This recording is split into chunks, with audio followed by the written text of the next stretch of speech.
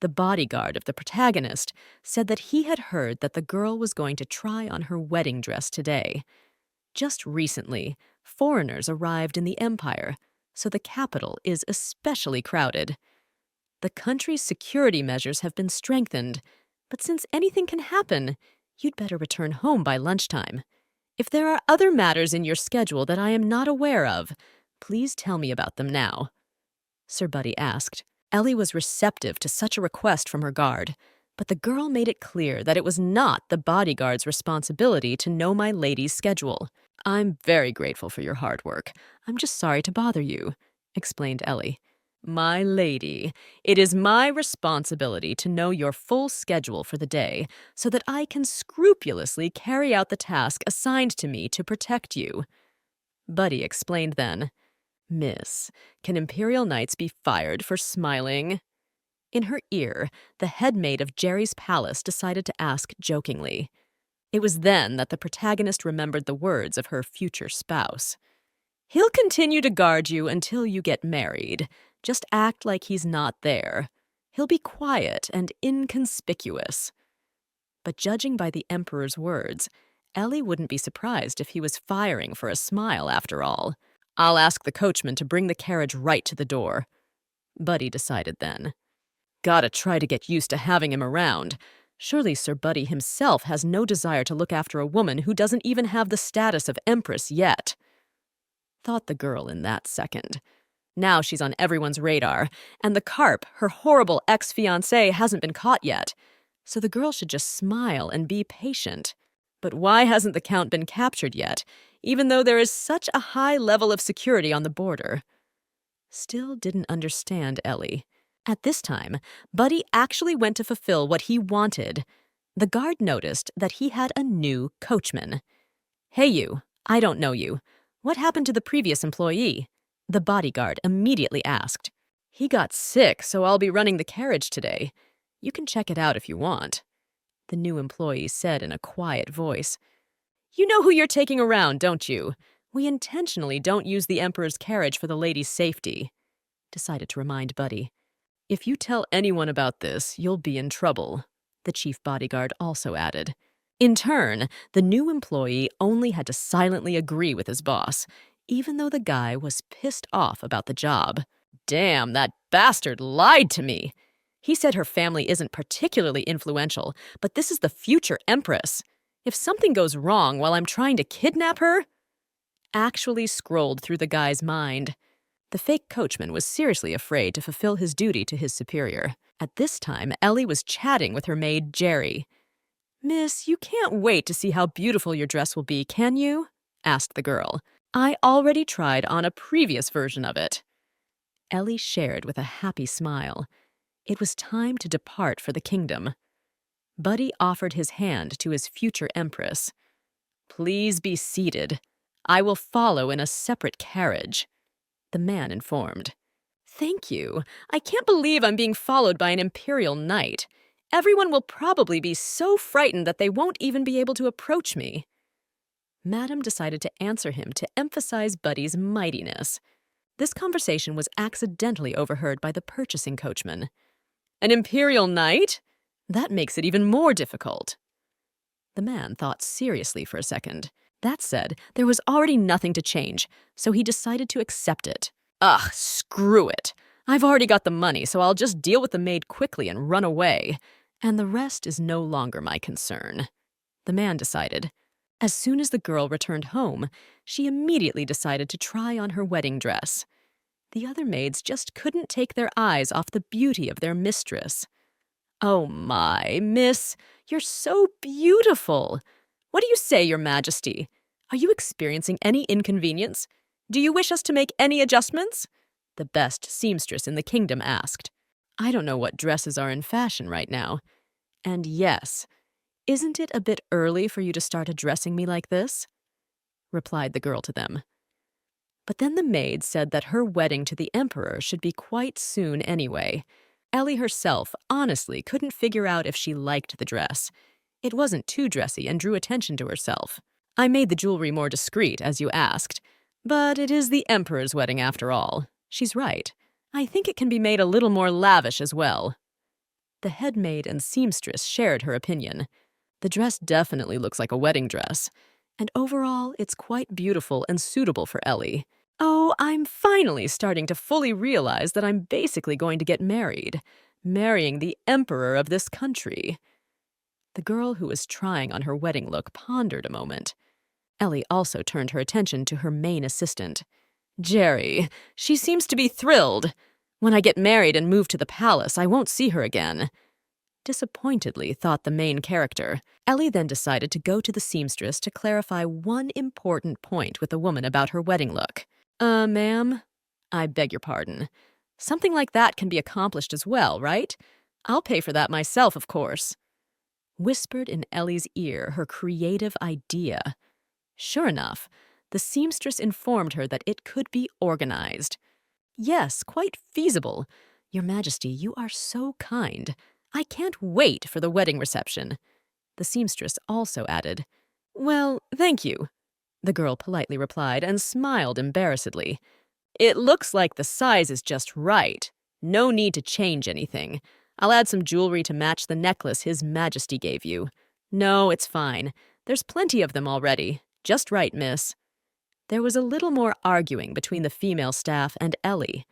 The girls were discussing it so loudly that they were even heard by Buddy, who was standing behind the wall. Finally, after a long time, the seamstress came out of the palace with positive emotions. I am honored to see you among the customers of our store. I will see you early in the morning on the wedding day. It will be difficult to make alterations to the dress by then, so please try to maintain your figure as much as you can, the woman said with good impatience. Says it politely, but actually tells you not to gain weight, thought the girl at that moment. That said, Ellie also politely said goodbye to the seamstress, for that woman had helped her pick out a great look for the wedding. It was then that Ellie noticed that so many people were looking at her. Although it was perhaps natural, it was quite frightening. It was not clear whether people were looking at her with judgment or just curiosity. In order not to be watched by other people, the girl decided that she should go home as soon as possible, as Sir Buddy said. But as soon as she turned toward her palace, she noticed with her side vision the silhouette of a familiar man. It was the same Felix. Since the girl shouted out about it, her bodyguard immediately decided to check if that same hated man was indeed hiding there. My lady, I'll just be a moment. Please wait here, asked Sir Buddy. As soon as he drew his sharp sword blade and peeked out from under the pillar that hid the silhouette of the now familiar man, it was too late. There was no one there. Empty. With this arrangement of buildings here, it's impossible to hide or escape so quickly, the experienced guard thought. From these thoughts, it wasn't hard to guess that Buddy thought that the girl had only gotten a glimpse of her ex-spouse standing from afar. My lady, for your own safety, we need to hurry to the manor, the Emperor's bodyguard stated in a serious tone a moment later as he turned back to the girl. Okay, have you seen anyone? The mistress immediately decided to ask. No, no one. It's hard to hide in a place like this unless one is specially trained to do so, explained the man. Whereupon the girl thought that she must have just had her imagination running wild and apologized. But the guard was absolutely calm about it. No, if you suddenly have a sense of danger, it's not unreasonable to be cautious, Buddy added. Ellie ended up never realizing if she was mistaken or if there was actually a carp lurking there. I'll take the road back to the manor then, said the coachman, and their carriage set off. On the way home, the girl thought about the situation that had happened. She knew that Felix had never been trained in any martial arts, so it was more likely that another powerful family had sent a man after her. At this time, Felix himself was very angry with his former spouse. Damn wench! I'll have my revenge. So you can become an empress? Don't make me laugh. I'm thinking, man. Miss, your wedding dress is breathtaking. I'm sure you'll look very elegant next to His Majesty, sincerely admired Jerry as she looked at her mistress. Jerry, it looks like you're even more delighted than I am, joked the protagonist of the story. But that was actually the case. Jerry was indeed very happy for her mistress. "Oh, well, of course. If you had married Count Felix, you'd be beating your chest in despair every day, and I'd have to comfort you every time and take care of a child like the Count," the girl confessed. It turns out she was thinking what I was thinking. The future empress of the kingdom realized in a moment. "When you move into the palace, I—" But before the maid could even finish her sentence, the carriage shook violently. "Ah!" screamed the girl with fright. "I'm all right, and you're not hurt?" Immediately, they inquired from each other about the girl's well-being. No one understood what was wrong. Ellie only assumed that there had been an accident. Immediately after the incident, the Emperor's bodyguard entered the carriage to the ladies. "My lady, are you all right?" The man immediately inquired. "Sir Buddy." "Is something wrong?" Mistress Ellie asked in response. "Trouble with the wheel. Looks like we'll have to launch a flare. It's already dark, it's dangerous outside, so please do not leave the crew." The man explained and asked at the same time. Then Ellie noticed that back in the morning the wheel was fine. The girl asked her guard why there was such a sudden breakdown in the first place. "It seemed suspicious to me as well," the Emperor's bodyguard admitted. "Times are not the easiest right now. Everywhere is unsafe, so the man felt it was the best decision to give Ellie increased security. "My lady, please take this, just in case," he said, and gave the small weapon. "I'll hope nothing bad happens," the man also added. "But after the recent incident, it wouldn't hurt to be cautious," he explained. Buddy was indeed right. It would be better, just in case, to warn himself against another unexpected danger. "The other knights are already nearby, so we'd better hurry up and signal. Coachman, what's up with the wheel?" The kingdom's chief guard also inquired. "I thought I warned you to be extra cautious due to the importance of the passenger," started to lecture Buddy to the new employee. "I believe it's customary to keep a spare tire under the carriage." The guard continued to narrate, but in that second he felt someone coming up behind him. Sure enough, it was the same Felix. In just a second, the unpleasant man lunged at Buddy. At this time, as Jerry sat in the carriage with his mistress, the girl sensed something amiss. Her sixth sense was telling her trouble. "Something's wrong, miss. If the wheel is broken, shouldn't we then be able to hear them trying to fix it?" thought the girl logically. And she's right. After the signal flare was fired, all was quiet. "Given Sir Buddy's temper, is everything all right? I can't even hear a noise." Seriously wondered the protagonist. The protagonist of this story realized that everything had gone out of the bodyguard's control. The girl was already even thinking of using the weapon that Buddy had given her a few minutes ago for self-defense. Ellie also decided to ask her maid to take one of the flares. "But why?" and startled the maid. "You're right. It is very quiet somehow. If it were all right, Sir Buddy would have signaled by now." The mistress explained her worries. "If necessary, we can use the flares to defend ourselves. Better safe than sorry." "Then what about him?" thought Ellie, looking at the weapon. At the same second, an unknown voice asked the lady to step out of the carriage for a moment. When the girl asked who it was calling her, it turned out to be the coachman. The coachman explained that the knight had asked that the girl step out of the carriage. But the ladies immediately suspected something wrong, as the coachman had a different voice from the one they had heard in the morning. I knew it. Something had happened to Sir Buddy. Ellie was finally convinced. "Stop lying! If it were safe outside, Sir Buddy would have told us himself!" Suddenly, the palace's chief assistant shouted back at the unfamiliar voice. "Miss, if you're going to have his, you'd better let your hair down again." In a whisper, the girl explained so the stranger wouldn't hear her advice. "It looks like we're in danger, too, so take a knife and flares," Jerry also asked. But at the same second, the carriage window shattered into several hundred small shards. The one who appeared in front of the girls was Ellie's ex, Felix. You always make so much noise. You should have come out while it was asked for," the brash man said rudely. The maid tried to protect her mistress as much as possible, so she started to hug the girl to cover her back. But as soon as Felix saw Ellie's familiar face, he immediately pushed Jerry out, pulling the girl's hair hard. "Out of my way, wench!" said the man, and threw the maid to the ground. Ellie was in such shock that it can't even be described in words. When she screamed her maid's name, Felix only asked her to yell less. "Quiet! You're pissing me off already! Stop yelling already, damn woman!" The man continued to be rude. That's when he, with his nasty hands, Felix abruptly grabbed the girl's shoulders so she couldn't move. "Do you have any idea what a laughingstock I've become because of you? If it weren't for people like you—" Immediately, the man started blaming his former spouse for all of his problems. Strange. Has Felix always been strong enough to overpower an imperial knight? And is everything all right with Jerry? The protagonist of the story thought to herself and looked outside from the carriage. The girl also tried to play back the time when she told Felix that the man was already wanted. At this time, but also noticed her maid being bandaged by the coachman. It doesn't look like he's in cahoots with the coachman. Felix must have paid him.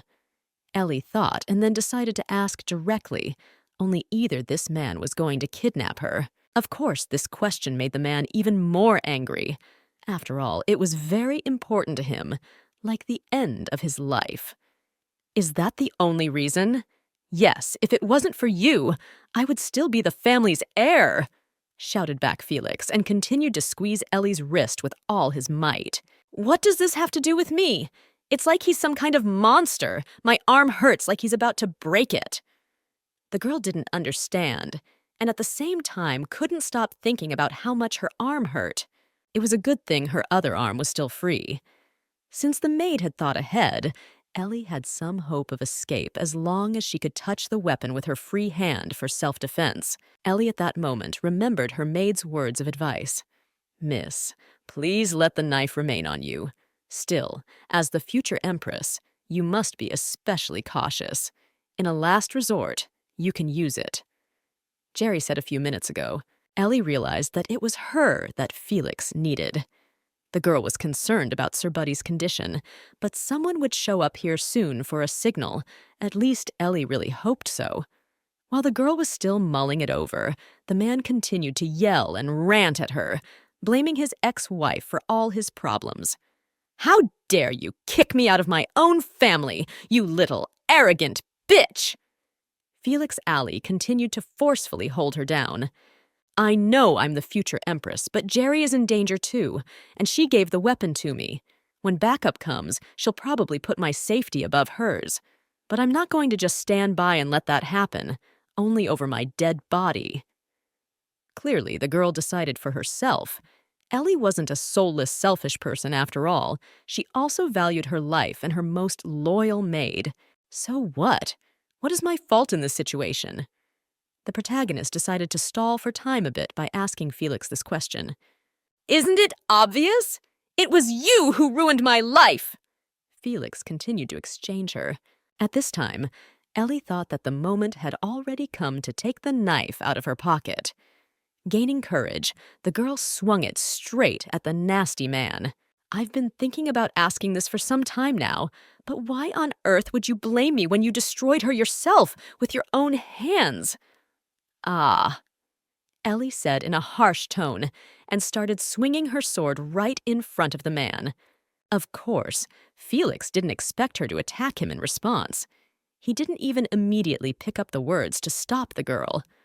"You bad broad! How dare you lunge at me with a knife? That's right! I'll finish her off!" Felix was incredibly angry, but there was nothing left for him to do but to watch silently as Ellie moved away from the man, running far into the forest. Once again, Felix was able to overpower one girl. While Ellie was running away from the maniac, she thought about the fact that she was wearing the most uncomfortable shoes in the world. "Damn those stupid ruffles and heels!" Ellie angrily told herself. It wasn't until a couple of minutes later that Felix realized he could chase after my lady, which he actually tried to do. As Ellie ran off with all her feet in not the most comfortable shoes, the man chased after her. If I hadn't gotten caught up in this chasing thing, I never would have learned how uncomfortable my regular dresses can be. It's crazy. How far have I gotten already? The future empress thought at that moment. And, after all, training also requires energy. I should have paid more attention to training. This bastard is much faster than I thought. Is he under the influence of some kind of substance? Ellie didn't understand why the man was so fast. Well, there was nothing that could be changed, so Ellie tried her best to speed up. Come on! Run away with all your legs! It's even more fun this way! Ha! Only Felix shouted back. He was sure that sooner or later he would catch up with the girl, so he didn't worry about it at all. The situation was getting worse and worse. After a couple of meters, the girl reached a dead end. But even so, she realized that it was impossible to give up. Ellie must do everything she could. Then she decided it was time to stop, but bravely turned around and drew her weapon. "More fun? You're so nasty," said the girl. In just a second, she had already opened her rocket bomb to detonate it for self-defense. But it so happened that the girl didn't really know how to use this weapon, so the rocket only flew in a completely different direction and did nothing to help. "Are you done with your antics? Who the hell do you think you are, you little brat, to be so arrogant?" said the man to her to cut my lady some slack right after she tried to use the weapon. "Are you even out of your mind? Even if you manage to kill me, you'll almost immediately be captured by the knights." The brave girl then replied to him, as there was already nothing else she could do. But unfortunately, there was no way to save herself in this situation. She had no weapons, and she could not stop Felix verbally. The man didn't even care that the knights could immediately find him and kill him.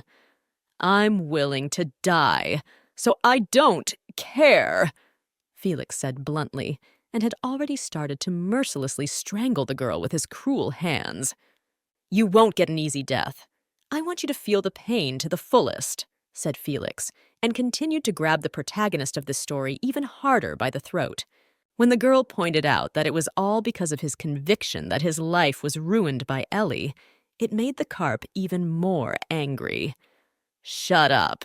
You can be as smart as you want, but right now, you're just a pathetic girl," the man declared, before punching Ellie. The blow was so strong that the frail lady collapsed to the floor. That being said, Ellie still didn't want to give up. She realized that there was no way she could overcome the man purely physically, but she didn't hold herself back to do it verbally either. "You like to repeat that, wench? Is this where your vocabulary ends?" Ellie decided to say. "You could have been crossed the moment you decided the sun rises in the west. Always blaming others for everything, so why don't you start chiding your parents for bringing idiots like you into the world?" His ex-wife continued to belittle him verbally. Of course, Felix could not want to listen to this, but he also could not respond in a similar way to the girl, because he did not have enough imagination. Therefore, all he had the imagination to do was to punch Ellie even more.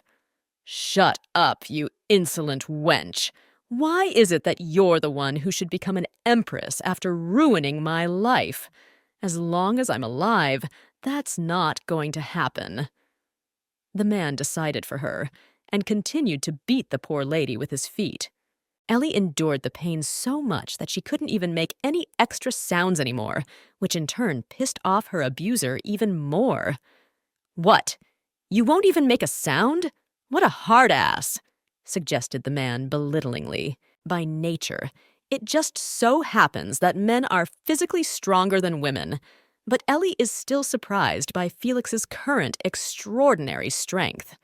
Well, never mind, whatever the case. It looks like the girl is about to be beaten to death."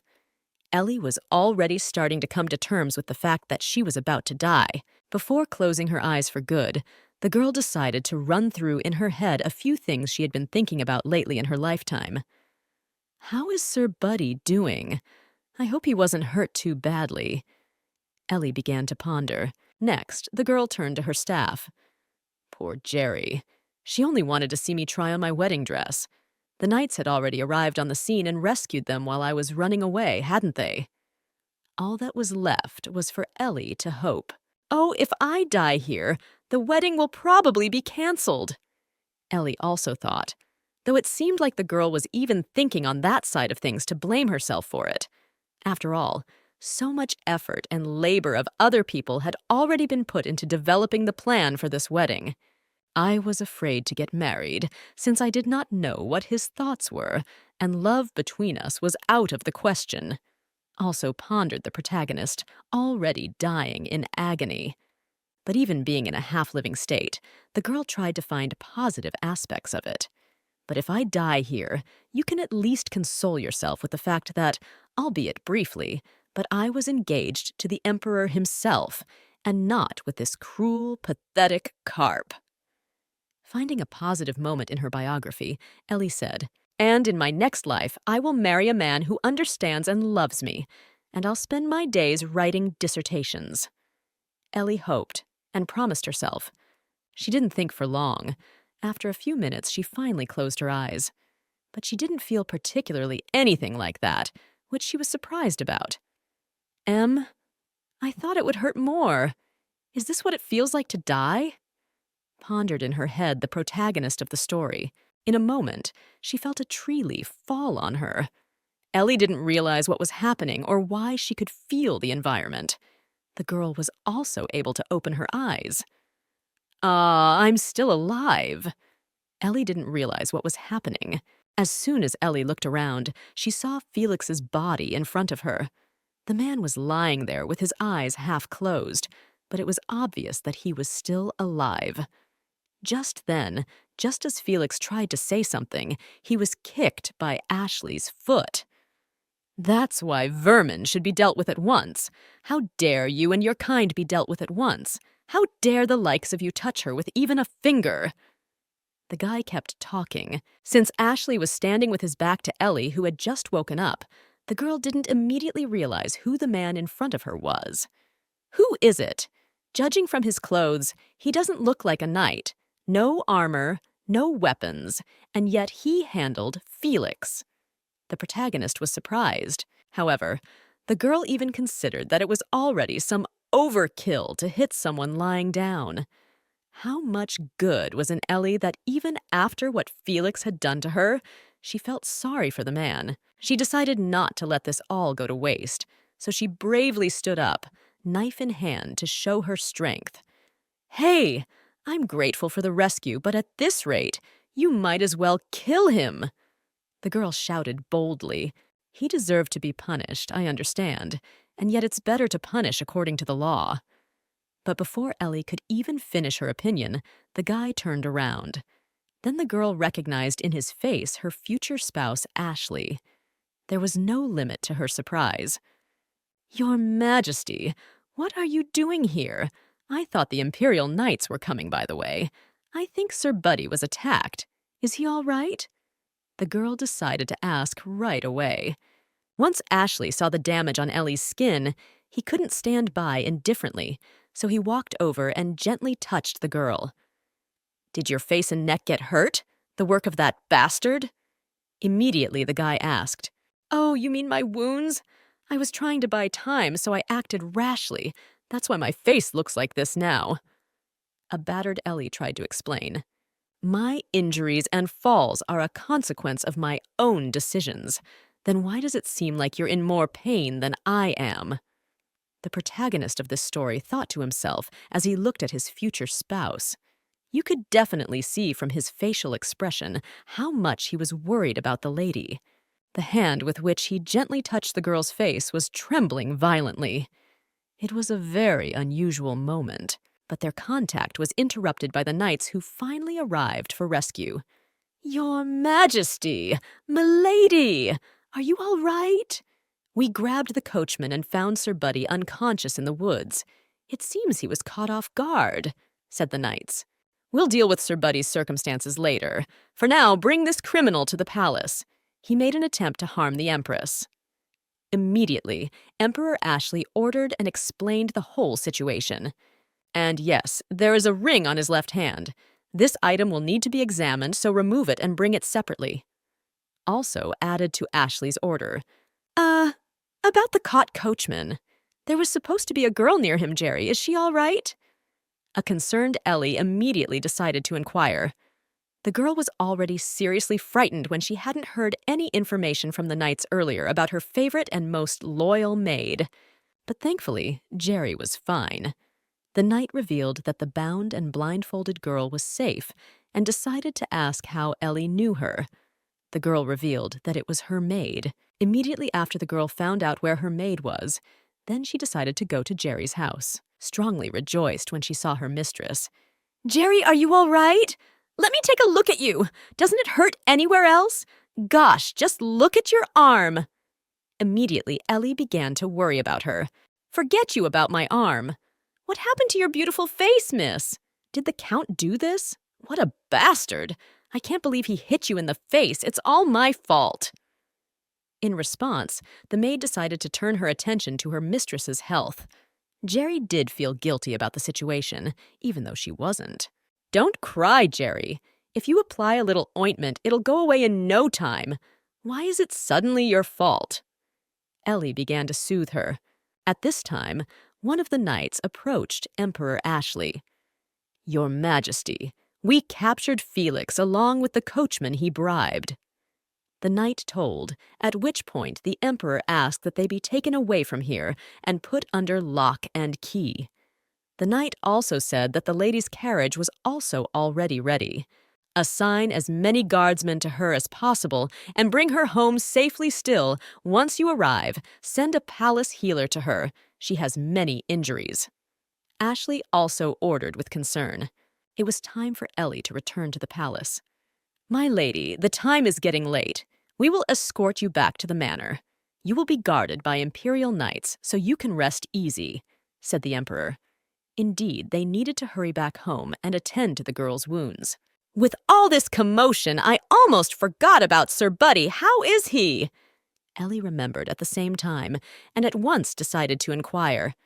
He was found nearby and sent to the palace to be helped, narrated the emperor. Your first concern should be to heal your own wounds, not Sir Buddy's condition. After the investigation is completed, I will give you all the details. The man also informed before Ellie got into the carriage to drive home. Miss, the knight said that His Majesty has ordered a palace physician to be sent to you, the carriage told Jerry. This is such a relief. He will handle it much better than an ordinary healer, so that means your injuries will pass quickly, said Jerry lightly. Then her mistress inquired about the girl herself. Jerry, on the other hand, thought that she only had minor scratches that would heal very quickly. The maid said she was not badly hurt, so there was nothing to worry about. When we get there, I'll make sure that the palace healer examines you as well. Thank you, Jerry, but don't ever do that again. Her mistress decided to reply. The maid's health was also a priority. It couldn't be ignored. Therefore, Mistress tried to convey to Jerry that the maid's health was also important to Ellie herself. We feel pain in the same way, and our difference in status doesn't mean that my life is more important. Once again, Ellie tried to convey to her. I never thought Felix would fall so low. It's amazing that the family banished him. He is the eldest son, after all. What worries me is his unusually great speed and naturally strength. There's clearly something different about him. On the way home, the protagonist of this story pondered. But something worries me even more. How did the Emperor know where I was and was able to come to the rescue so quickly? Pondered the girl. I'm grateful to him for saving my life, but why did he have that look on his face? It was also completely beyond Ellie's comprehension. But even so, finally sinking into thoughts about the recent situations Ellie was already completely unwilling to think about. It's better not to think about it for now. We need to concentrate on the treatment. Felix. He's going to stand trial. We'll see what happens then, Ellie decided, At this time, in the secret room of the palace, the knights together with the emperor were thinking about how to deal with the cruel man. "Ah, please don't kill him!" Felix, in turn, begged for mercy. "Your Majesty, I have no excuse for what happened. I was unable to keep Lady Ellie safe, even though I hold the honorable title of an imperial knight. I'm willing to endure whatever punishment you deem fit."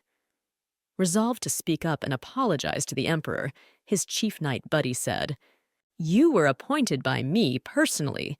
Had you been incapacitated in the usual way, it would have been unforgivable. But as it turns out, that pig had something extremely curious with him."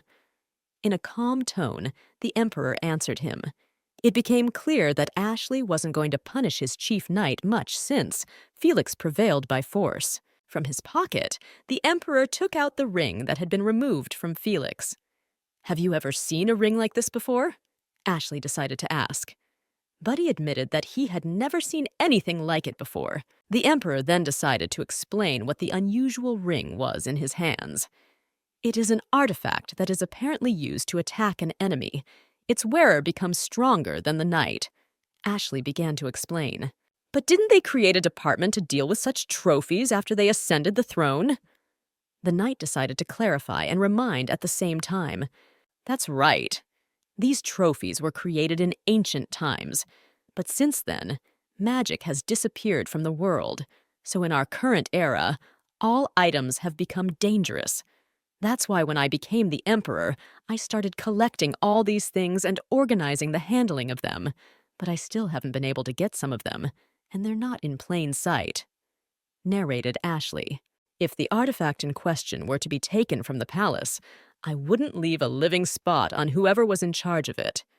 Also added the emperor, "It is quite a dangerous item after all. But since this item was discovered recently, it seems I only have Felix to deal with, which can't help but be a good thing." The emperor also analyzed. "Except how did that stupid, worthless piece of shit without any connections get his hands on such an item?" Still didn't understand Ashley. "You assumed you could do whatever you wanted as long as you possessed the trophy, all because you chose me as your target and her," said Ashley, who had purposely moved closer to the unpleasant man. "Die, and your family would be gone too."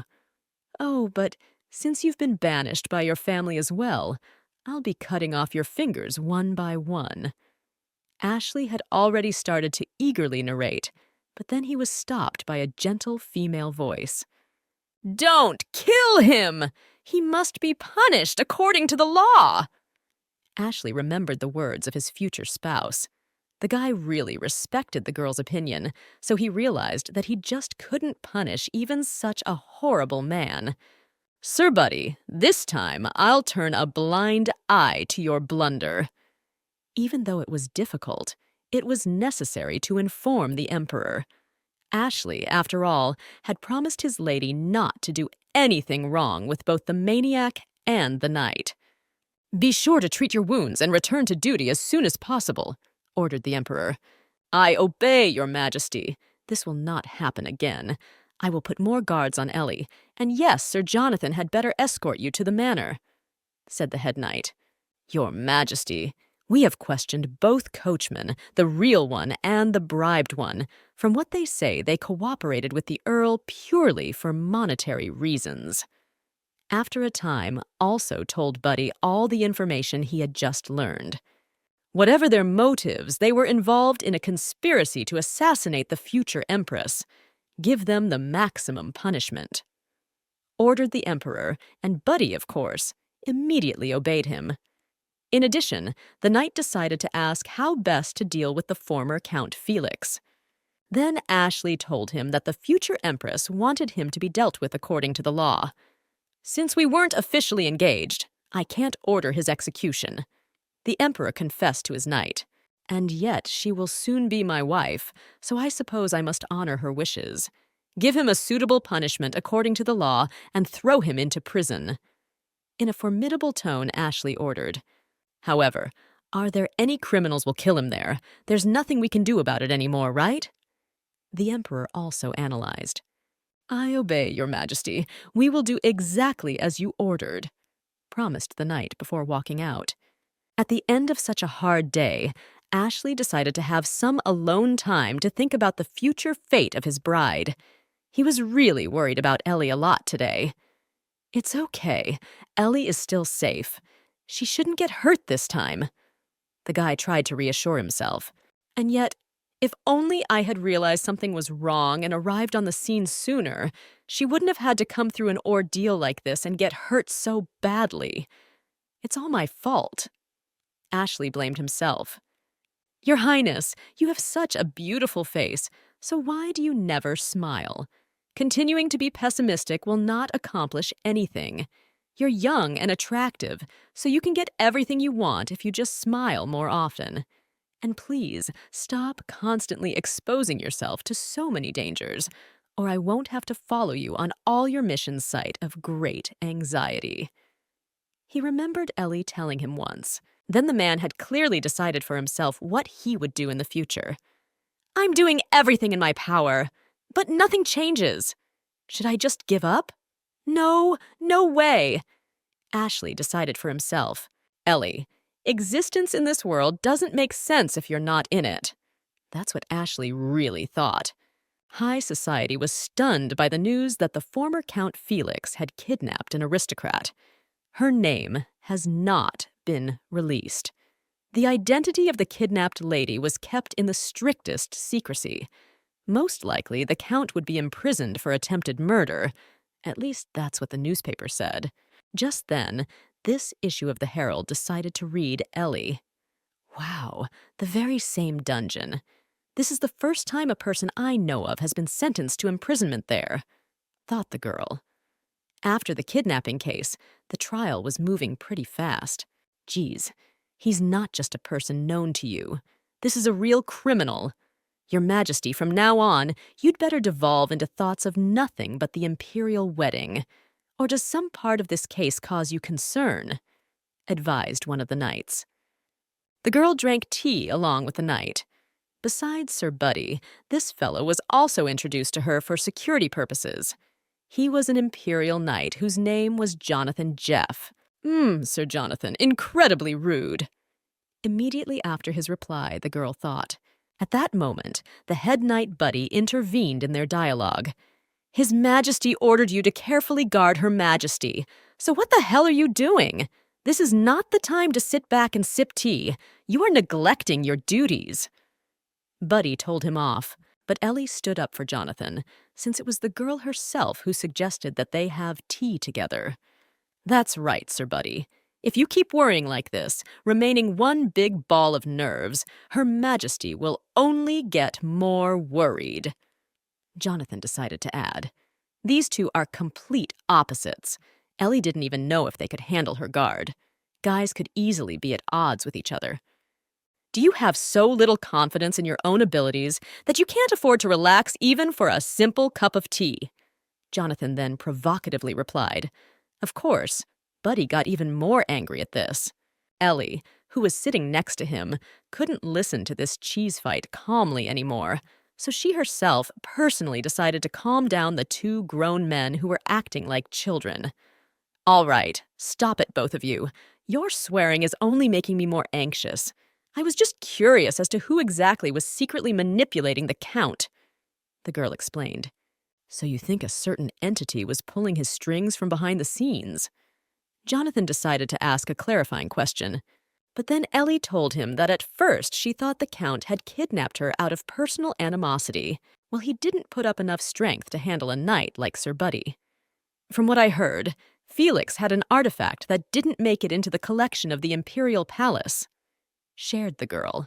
Since he was found to have an item that should have been in the Empire's possession, it must mean that someone with power used it to harm me after Felix was decided the status of the family's heir, the girl also remarked. Someone with power, you say? Perhaps you have a specific person in mind? Decided to clarify the guy. Well, the girl explained that there was no such person, though she wondered who it could be. Ellie didn't want to bring the conversation into that topic anymore, so said that it didn't matter anymore, which caught Jonathan's attention. What? How is it unimportant? Your Majesty, aren't you interested in the identity of the person in question? The boy interjected. Interested, of course, but neither of you seem to have the answers I seek. Both of you, already you address me as if I were the Empress, but I know that it is the Emperor who is truly given out. You will surely only give me the information that His Majesty has allowed me to share, declared the clever my lady. My goodness, Your Majesty, you have wounded me to my very heart. With a sly grin, Jonathan replied. He really said it in good faith, which Ellie noticed.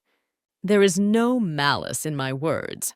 In fact, I find your chivalrous loyalty admirable.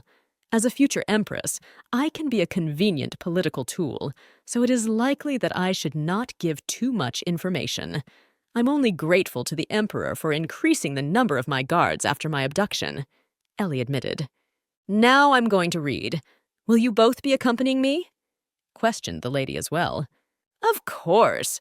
Your Majesty, a knight should never let his guard down around his lord. I would be very embarrassed and ashamed if I was hit on the head by an enemy from behind. Jonathan specifically said this to emphasize Buddy's failure in a situation that happened a couple of days ago. Later, Jonathan decided to ask Mistress what she thought about His Majesty.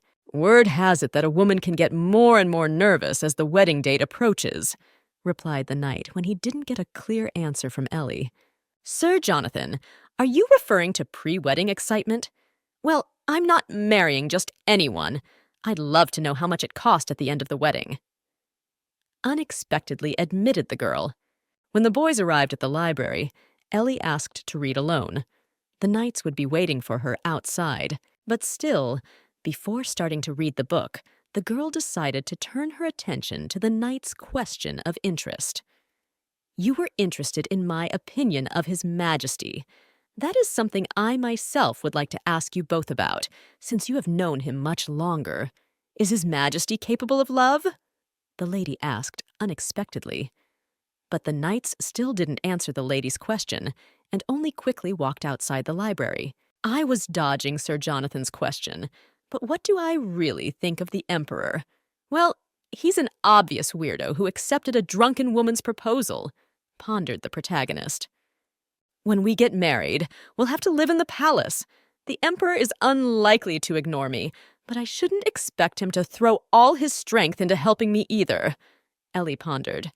The girl thought that she would become a target for one noble. For nobles who were actively involved in resolving major political issues, marriage was a good way to expand their influence. Besides, among the old nobles, there aren't any ladies of the right age to marry the Emperor. On the other hand, there are enough potential suitors among the new nobles. But they couldn't make an imperial marriage while under the influence of the old nobility. Therefore, in an attempt to get rid of me, they took a risk and gave Felix the artifact. Pondered the protagonist of the story.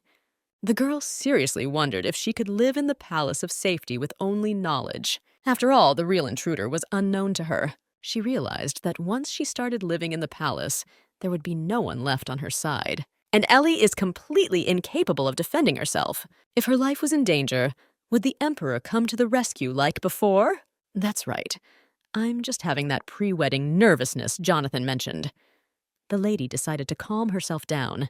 Since her groom had been chosen when the girl was still young, Ellie really did expect to marry one day. Still, Ellie immediately got engaged to another, even though it wasn't completely right. Ellie still couldn't believe that she was about to become an empress. The next day, the girl was measuring all the dresses the seamstress had made for her. Ellie as noticed Jerry, who at the request of the Countess had to pick up all the books about the imperial family. It was just that His Majesty had one of his pastimes was to read books, as the knights had told her. In preparation for the wedding, the artist even painted a special portrait with the girl. Everyone was busy around the wedding planning. Time flew by in the blink of an eye, and yes, the wedding day was fast approaching. In just a few days, His Majesty was already shown the gorgeous crown. While the size of the crown is being changed to fit the new empress, new jewelry can be added on it to match the current fashion trends, said the jeweler.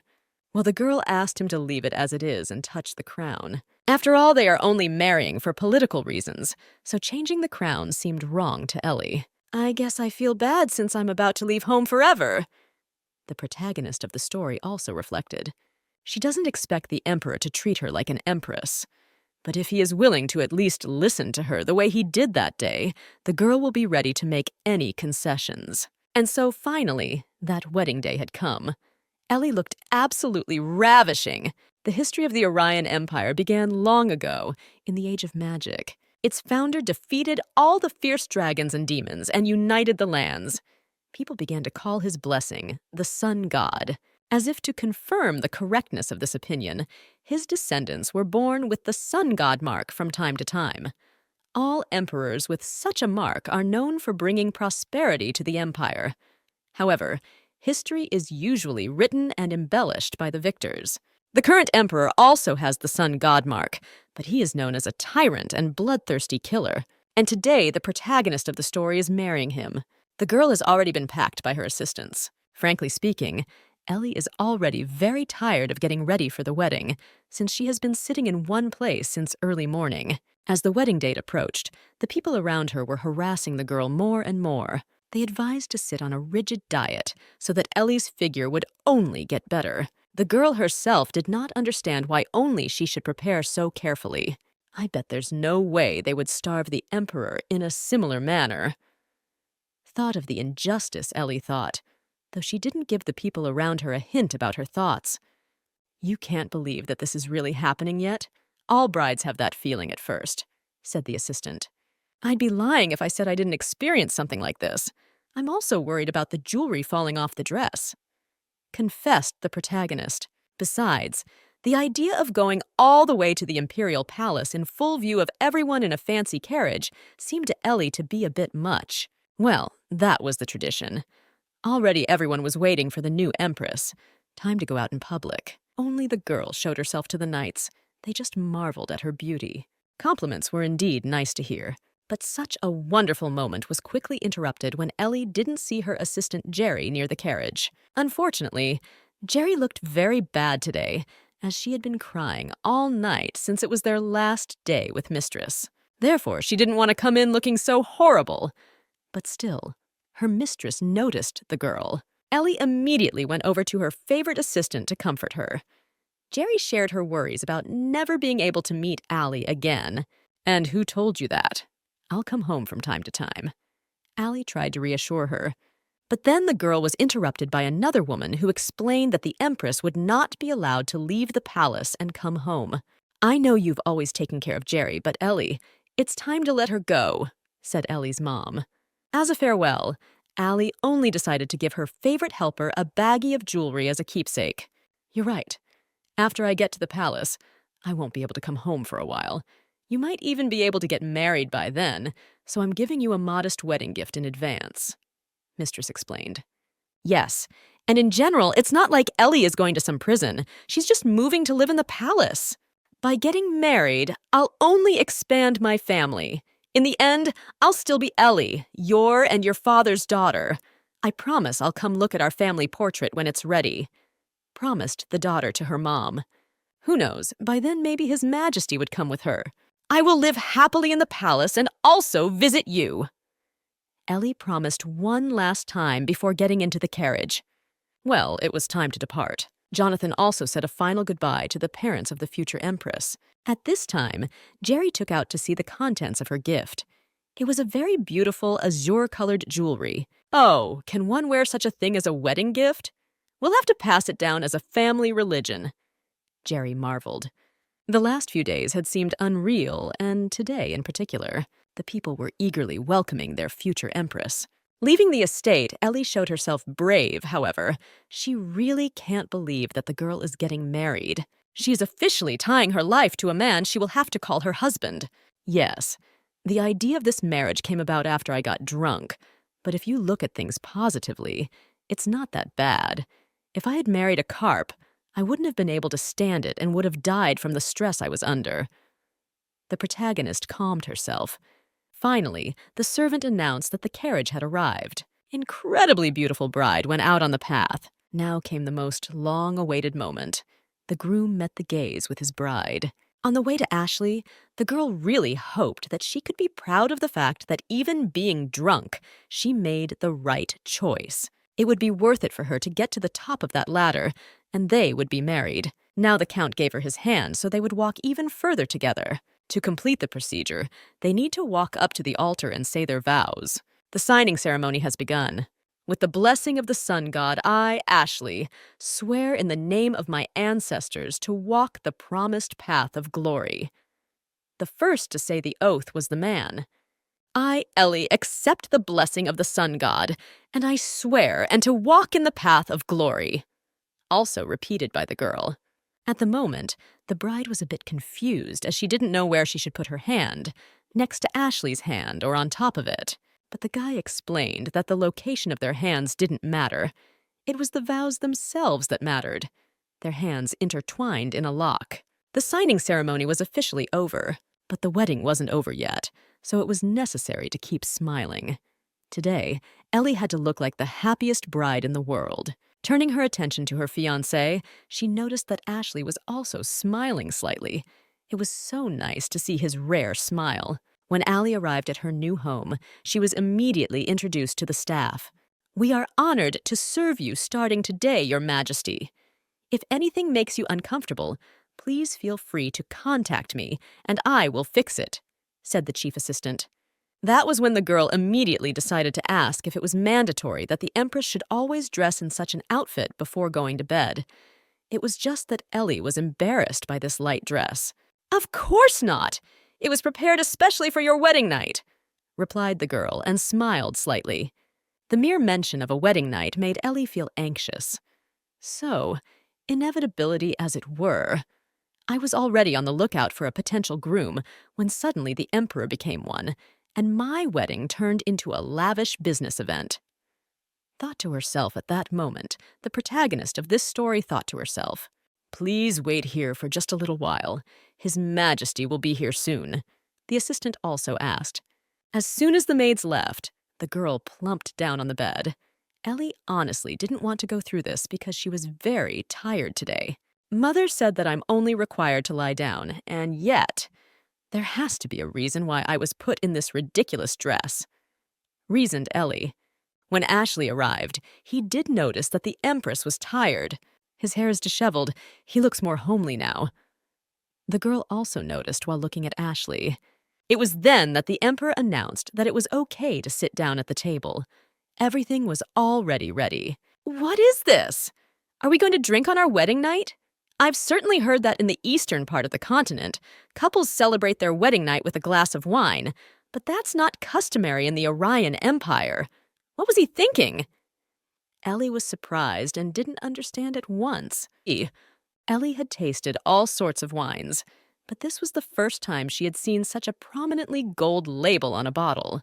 "Oh, this wine is made exclusively for the imperial family," narrated the man when he saw the girl paying attention to the bottle. Often, the theory set forth in scientific writings did not match what happened in practice. Although the mother had told her daughter about the upcoming events of the wedding night, it seems that the reality would turn out to be quite different. Apparently, the Emperor doesn't mind a drink either. At least in this, they are similar. And the flavor of the wine in question was even more exquisite than the one at the ball. "I see the drink is to your liking, but be careful, as it is quite strong," the man decided to warn. "Do not worry, Your Majesty. Contrary to the possible content of your thoughts about me, I always keep my end of the bargain," unexpectedly, the girl stated. She explained that she could now completely relax, and therefore would definitely be able to survive their wedding night. But it seemed that the girl had completely wasted her time saying that. Ellie was just too drunk already, causing her to become bolder and speak out openly. "Honestly, reminding you that we only got married because I proposed to you doesn't make sense. I was only informed of the termination of the engagement, and you, in turn, getting married was politically advantageous. Hence, our marriage is a mutually beneficial business deal for both of us." The drunken girl began to reason. "My family has no experience in political matters, nor the ambition required for the job. I, on the other hand, never saw myself as an empress, but I will fulfill whatever is required of me, including spending my wedding night with you, now that we're married. Isn't the birth of an heir the most important task of an empress? If you hesitate because you love another woman, then say so. Ellie continued speaking in a drunken frenzy. The girl was no longer following her words at all, but then Ashley explained that there was no other woman. For her part, Allie once again continued to mumble something to herself about already being divorced. Perhaps there's another reason, yes, that I haven't left yet. My lady decided to interject, though the guy answered her that she wouldn't understand it even if he told her. But I can assure you it has nothing to do with politics or the other woman, promised Ashley. Your Majesty, then I must spend my wedding night with you. Once again, the girl returned to this topic of conversation. She even pointed out that she had to wear that uncomfortable dress just for the sake of a man and their first wedding night. I've heard that the first time can turn out to be an unpleasant memory for a girl. Doesn't that scare you? The man decided to ask. Such a question surprised Ellie. Why is he acting like a teenager? He makes me seem strange here. What's wrong with him? The protagonist didn't understand. Anyway, we'll need to leave some evidence of us spending the night together, so let's do that for now. The guy decided to suggest. Then he took a sharp knife blade in order to make a wound on his hand and stain the bed with drops of blood. Your Majesty, is my assumption correct that you would like to establish a good relationship with me? Am I interesting to you as a woman? Ellie wanted to ask. The girl got an affirmative answer. The guy really would be happy to just get along with her already. Then, somehow things are out of order with you and me. But I guess that doesn't matter either. You want to try courting first? Now that we're married, it's too late to become friends. So let's start with lovers. What do you say? Ellie suggested. It would be a waste not to finish this wine. I guess I'll have to drink it alone, decided the girl as her spouse retired to his room. She suggested a courtship phase as she thought it was a good idea. The drunken girl didn't even realize why the emperor had to leave so suddenly. He could have at least finished his wine first, so it wouldn't go to waste, thought the empress. It's good that we've come to something after all. But how should I go about it? How do people carry out the courtship process? I don't know anything about it. Even if he did not express his consent in words, I can consider his facial expression as such. The main character thought. It seems that the real emperor and his image from the rumors are somewhat different. And how did he gain fame as a tyrant? Neither understood the girl. In any case, Ellie, even while intoxicated, thought that she should have a good night's sleep thanks to this delicious drink. The girl was really happy that she could enjoy the wine any time she wanted. In the morning, the empress was woken up by the maid. Out of habit, Ellie started calling her maid by the name of her old maid, Jerry. Oh, your Majesty, you are in the palace. However, it has only been 1 day since your arrival. In time, you will get used to the surroundings here, said the maid. I can't even believe I forgot. Maybe it's because I overdid it a bit last night? Thought the protagonist of this story. Yes, I ate meat and drank wine last night, and luckily I didn't have a bad hangover because the wine was of the highest quality. Ellie thought, and she even felt a little ashamed of herself. To stop thinking about it, the empress decided to meet her maids. They were Kathy and Jane. We will both be your maids from now on, so if you need anything, please feel free to ask, friendly said the girls. Unexpectedly, they also said about being able to personally carry the empress in their arms, since she had a wedding night last night, and her back might be a bit sore. They even helped her wash up. Looks like it promises to be a busy day. The maids bathed the girl, dressed her, and immediately put on her beauty. Please call me Madame Jo. From now on, I will be teaching you palace etiquette. I can already tell you that you have a lot to learn. When you receive a request for an audience, you must greet your guests in the drawing room, said the woman who taught the empress etiquette lessons. This was only Ellie's first assignment as empress. The girl never thought that she would be told off by the etiquette teacher on her first day. That woman had told her that an educated lady would never act like Ellie herself. How much that aunt teacher pissed her off. But one couldn't let it show, but rather behave in a cultured manner. So Ellie apologized for her manners and explained that it was her first day in the palace, so she should still have a lot to learn. Since you've lived practically in the countryside, you probably don't know anything about the capital's trends or the affairs of high society. The woman also said to continue the lesson. Right after the etiquette class, the woman unexpectedly met with a top government official of the Ministry of Finance. I heard that you came to the palace for the first time in a long time, so I decided to see you, said the significant guest. And let's continue our conversation in the garden over a cup of tea, also suggested the man.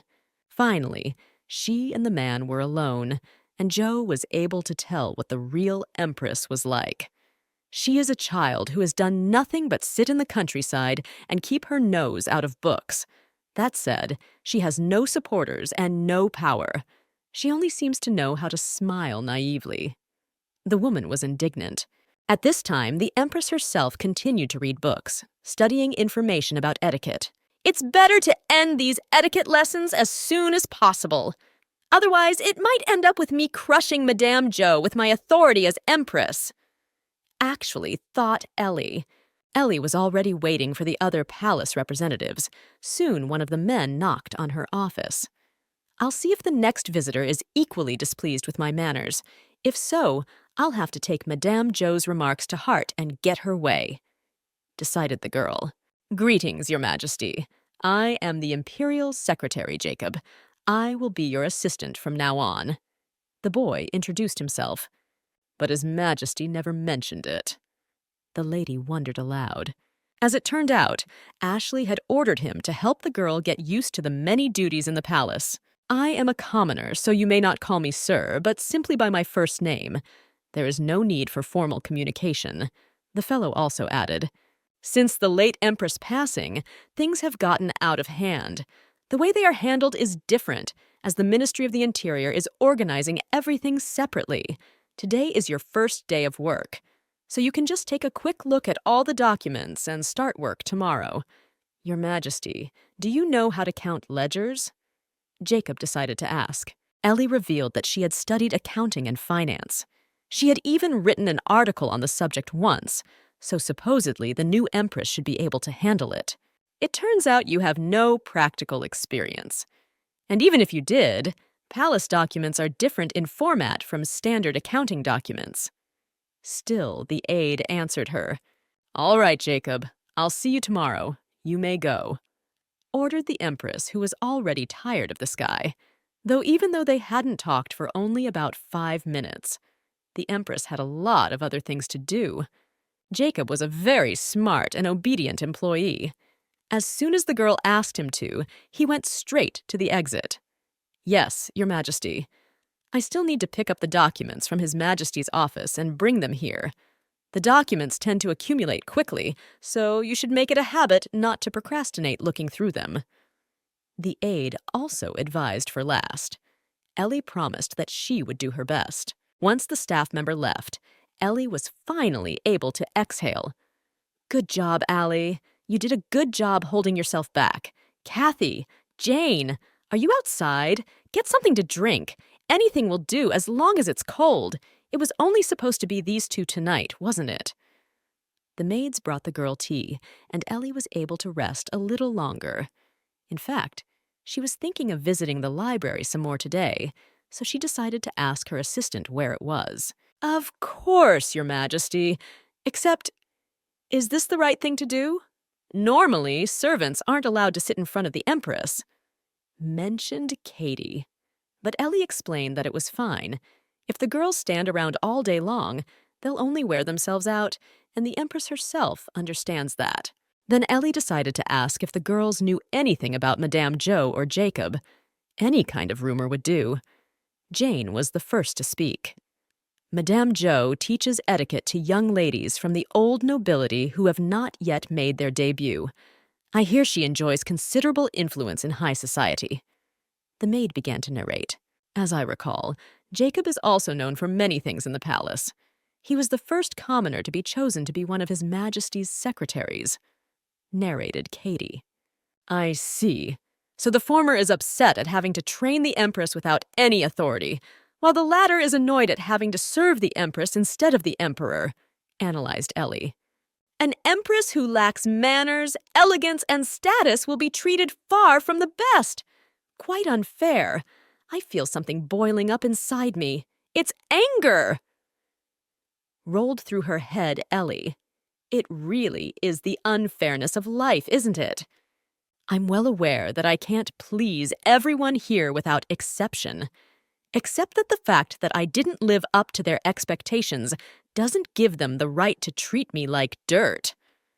With even more exasperation, the protagonist of the story thought to herself, supposedly any books, no matter what you're looking for, should be in the library. As far as I know, it contains a lot of old books that are quite difficult to find outside the palace. Jane informed. Ellie then decided that she would co-own all the etiquette and accounting books she could find. I mean, there's an edition on every kind of subject out there. A copy of every book published in the Empire must be delivered to the palace as well. Narrated the aide. Once the new Empress went to the library, she was even more surprised than she expected. The palace library is much bigger than I thought. It's practically the same size as the library at the Academy. Ellie marveled. You must have read a lot of books there, Your Majesty. Perhaps they are similar in size, except that 70% of the material contained there were academic works. Narrated the maid. At that time, Kathy also told her that there was currently no librarian in the Imperial Library, which surprised Ellie. I don't know what happened, but His Majesty fired him. I'm not sure, but the books are well organized, so we'll help you find the ones you need, told the assistants. Still, Ellie seriously wondered what had happened. The real Emperor and the Emperor from the rumors are practically different people, so there's no way to tell for sure.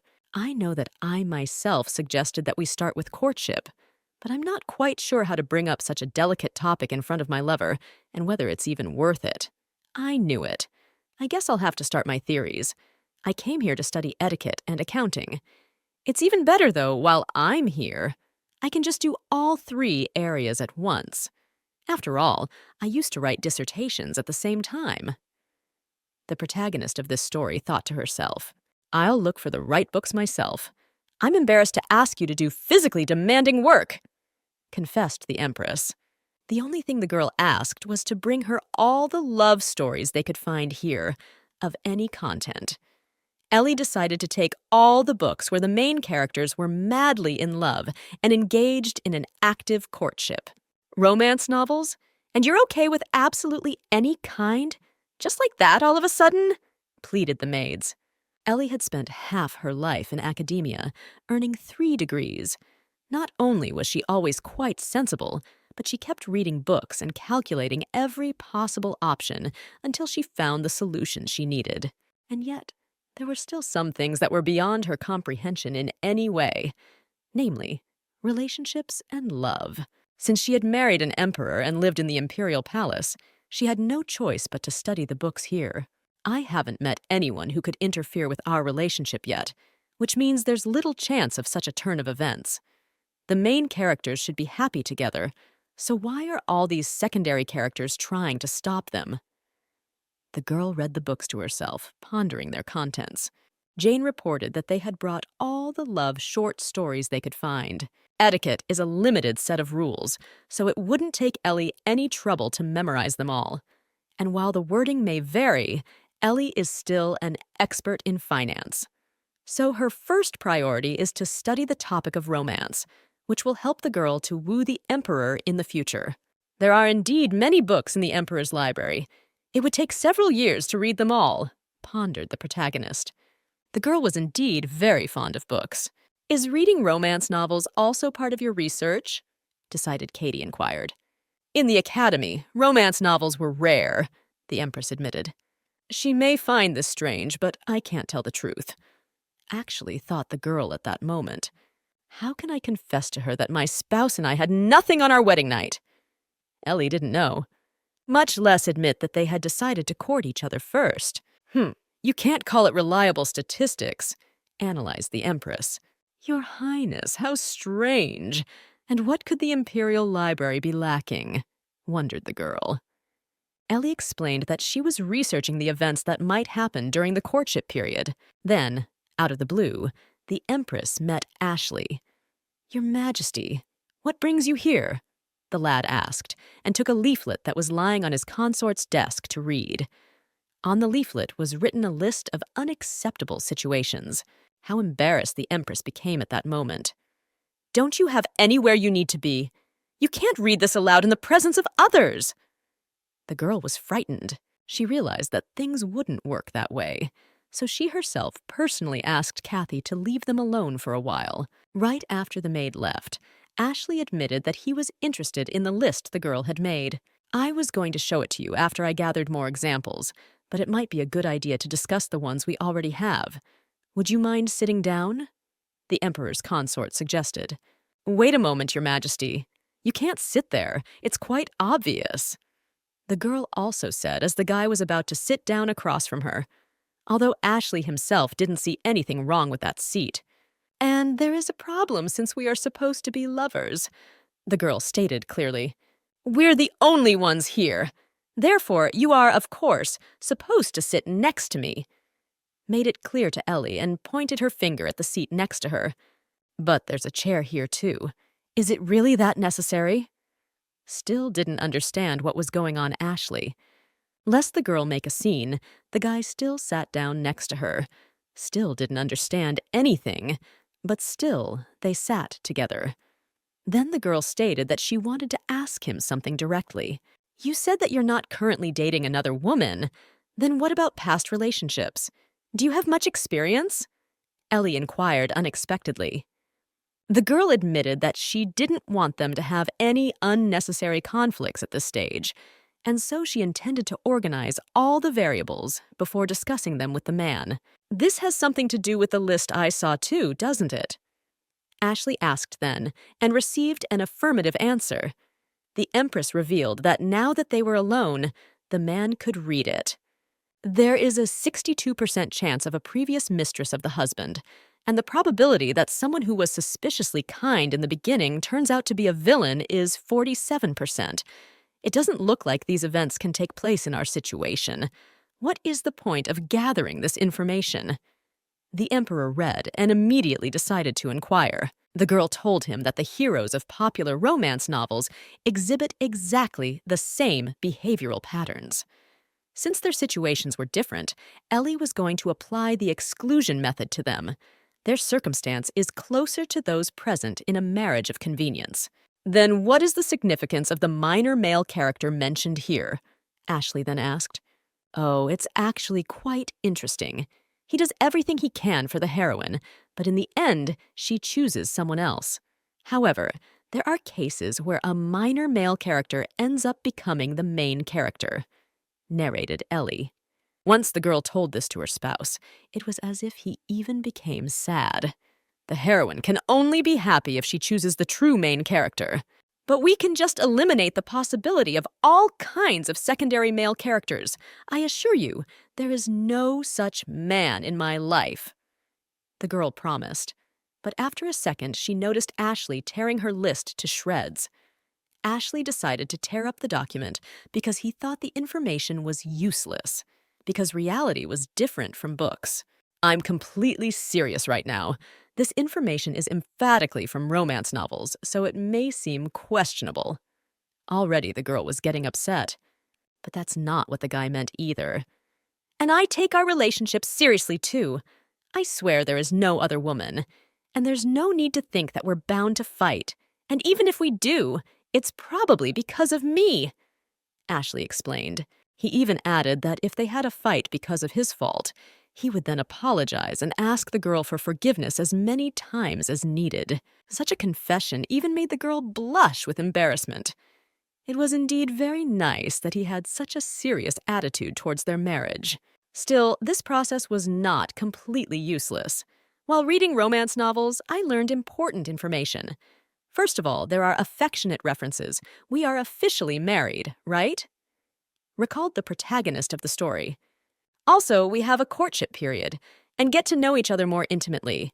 In order to make it seem like we're close, we should call each other, if not by nickname, at least by first name, Ellie decided.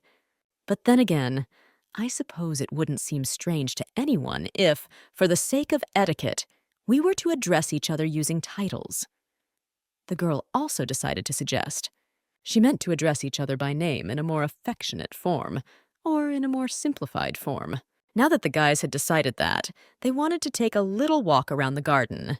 The guy wasn't too talkative today, so Ellie thought to offer him a drink of tea. When the girl got home, as she went through the whole day in her head, she remembered that she had forgotten the most important thing. Damn! I was enjoying that pastime so much that I forgot about the questions. This was my chance to ask him about the librarian and a bunch of other things.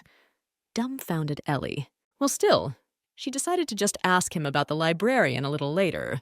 Since I'll be spending more time with Jacob than I will with Madame Jo, I'll look at the papers he gave me first, Ellie decided. Not even a second later, those documents flew to the floor as the girl became very angry at being asked to refer to them.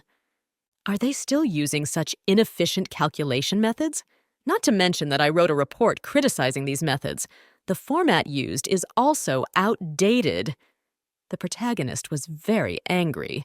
In addition, she noticed that Jacob was acting strangely. He was making mistakes, whether they were intentional or accidental. I want to believe that he doesn't think I'm a complete fool who can't even read, Ellie hoped. And so ended the girl's first day as Empress.